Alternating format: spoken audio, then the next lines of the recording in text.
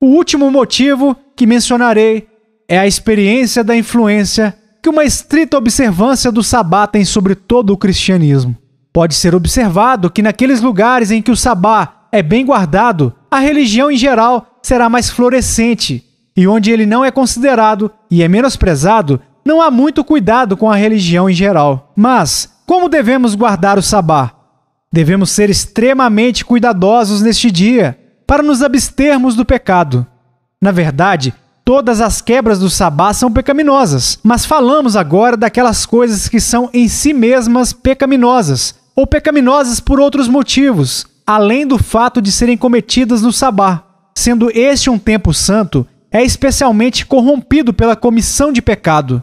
O pecado cometido nesse dia torna-se mais excessivamente pecaminoso. Somos ordenados a nos abstermos do pecado a todo momento, mas em especial no tempo santo. Cometer imoralidade no sabá é o pior modo de profaná-lo, o que mais provoca Deus e traz maior culpa sobre as almas dos homens. Como deve ser provocativo para Deus quando os homens fazem coisas nesse dia que Ele santificou e separou para ser gasto nos exercícios imediatos da religião.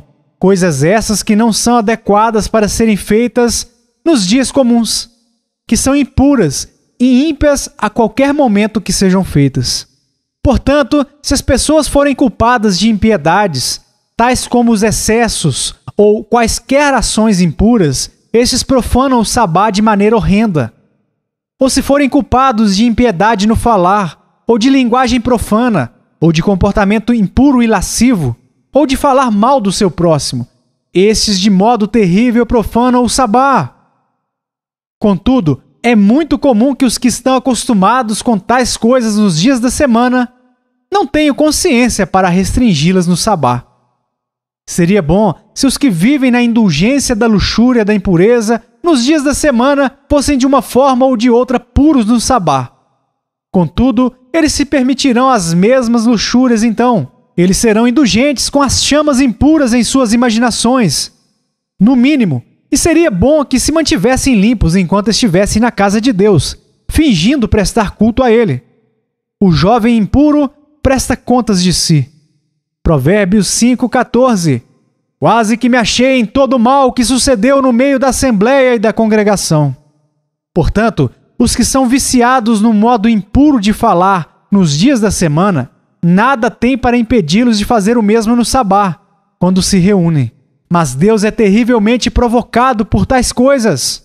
Devemos cuidadosamente vigiar nossos corações e evitar todos os pensamentos pecaminosos no sabá. Devemos manter reverência tal pelo sabá, a ponto de termos um terror peculiar do pecado, que nos leve a uma cuidadosa vigilância de nós mesmos. Resposta 2. Devemos cuidadosamente nos abster de todas as preocupações mundanas. A razão, como mostramos, do porquê é necessário e próprio que certas partes determinadas do tempo sejam separadas para serem devotadas aos exercícios religiosos, é porque o estado da humanidade é tal neste mundo que os homens necessitam exercitar suas mentes e empregar seus pensamentos sobre questões seculares. Portanto, é conveniente que haja tempos determinados, nos quais todos devam ser obrigados a deixar de lado as outras preocupações, para que suas mentes estejam mais livres e com menos embaraços, estejam engajadas nos exercícios religiosos e espirituais. Portanto, devemos fazer isso, porque senão frustraremos o próprio desígnio da instituição de um sabá. Devemos nos abster cuidadosamente de nos dedicarmos exteriormente a qualquer coisa mundana, sejam negócios ou recreações. Devemos descansar na lembrança do descanso de Deus da obra da criação e do descanso de Cristo da obra da redenção. Devemos ser cuidadosos de que não violemos o sabá no seu princípio, ao nos ocuparmos com o mundo depois que ele já iniciou. Devemos evitar falar sobre assuntos seculares e até mesmo pensar sobre eles, pois quer nos conformemos externamente com o mundo ou não, se contudo nossas mentes permanecerem, nós frustramos a finalidade do sabá.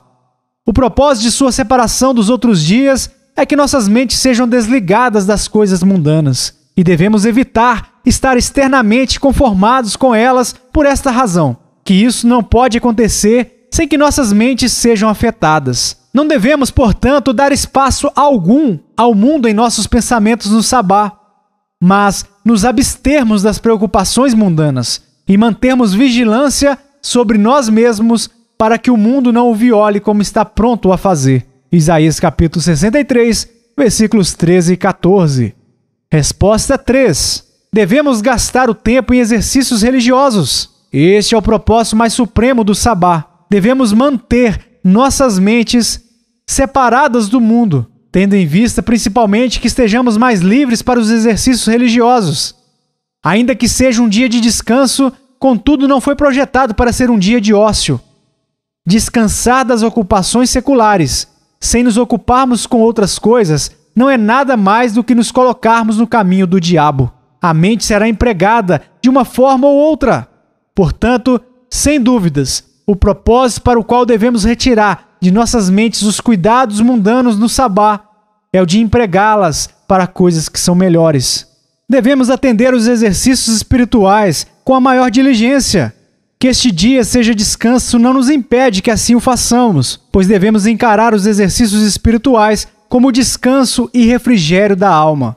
No céu, onde o povo de Deus tem o mais perfeito descanso, não há ociosidade, mas os santos estão engajados nos exercícios espirituais e celestiais.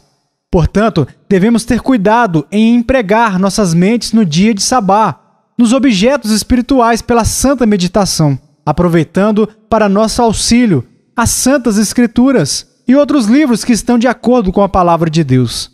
Também devemos nos engajar externamente neste dia nos deveres do culto divino, em público e em particular. É apropriado ser mais frequente e abundante nos deveres secretos neste dia do que nos outros, enquanto tivermos tempo e oportunidade, bem como atender às ordenanças públicas. É apropriado neste dia não apenas especialmente promover o exercício da religião em nós mesmos, mas também nos outros, assistindo-os e esforçando-nos para promover o bem espiritual deles pela associação religiosa.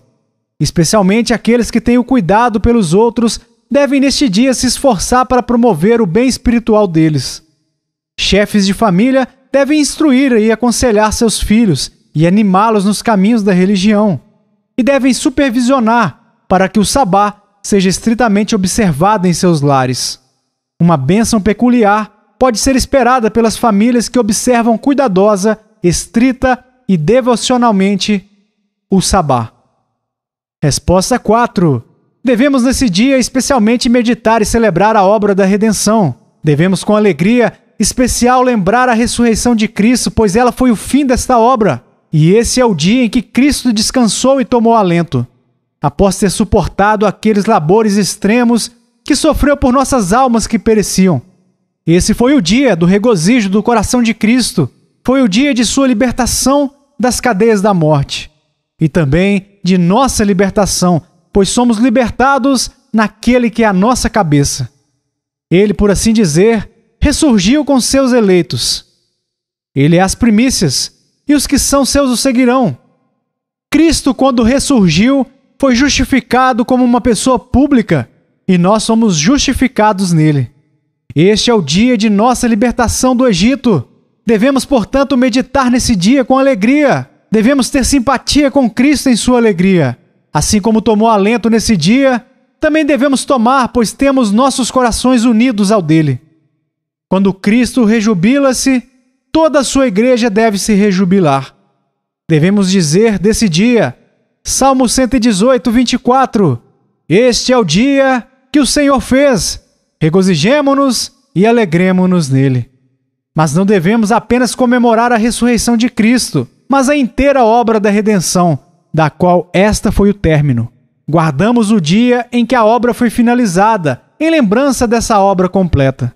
Devemos nesse dia contemplar o maravilhoso amor de Deus e de Cristo, como é expresso na obra da redenção. E nossa lembrança dessas coisas deve ser acompanhada com exercícios adequados da alma com respeito a Ele.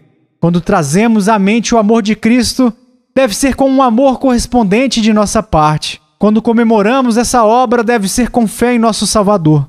e devemos louvar a Deus e ao Cordeiro por essa obra, pela glória e amor divinos manifestados nela, em nossas orações públicas e privadas, ao falar das obras maravilhosas de Deus e ao entoar os cânticos divinos.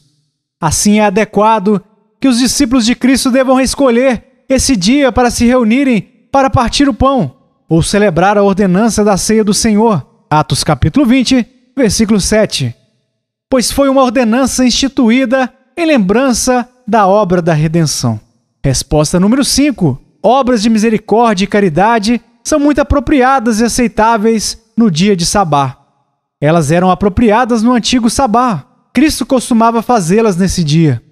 Mas elas de modo especial tornam o Sabá cristão, porque é um dia guardado em comemoração à grande obra de misericórdia e amor para conosco, jamais realizada. O que pode ser mais apropriado do que nesse dia expressar nosso amor e misericórdia para com nossos semelhantes, em especial aos nossos irmãos cristãos.